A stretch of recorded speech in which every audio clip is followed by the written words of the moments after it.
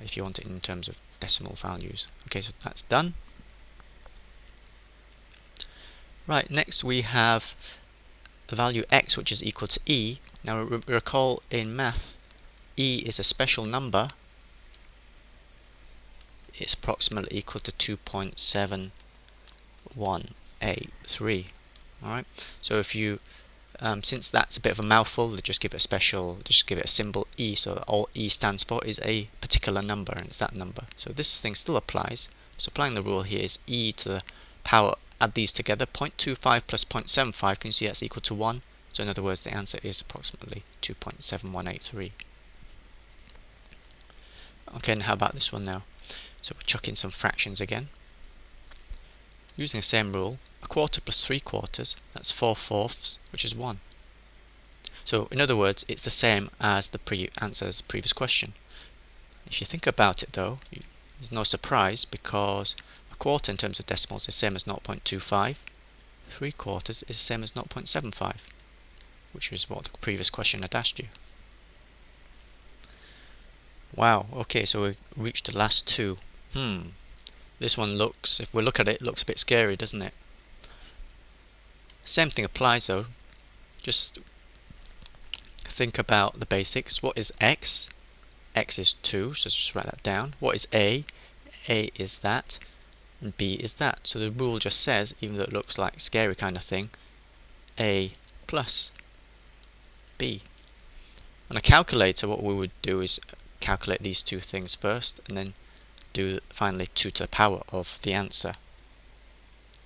So here the answer, using our calculator, comes to approximately this, to 1 decimal place. Okay, check to see if you can do that on your calculator. If you can't do that, give me a shout. Okay, and finally, wow, we've got a big queue of e's here.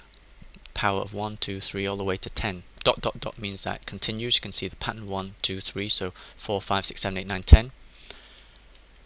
In other words, this, using the rule, comes to 1 plus 2 plus 3 plus all the way to 10. Do that on a calculator, that's e to the 55, which is a humongous number, so we can leave it like this.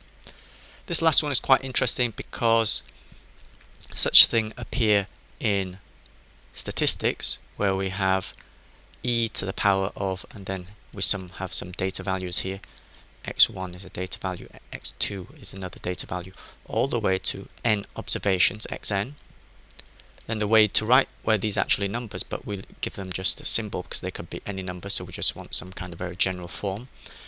And then what we can see from this is that we can tidy this up by using a summation operator. Well, hang on, let's not even introduce that scary thing. Let's just say that what this is simply, if we look at the example we've just gone previously, just sum of the x's, dot dot, e to the xn, and then we can see using the summation operator, if we want to make this even shorter, sum from I, if I can write it's too small, I equals 1 to n of xi, and this expression appears a fair bit when you are looking at statistics, and look out for it when we're dealing with exponential distribution, normal distribution. Okay, but if you're not doing stats, forget what I've just done here.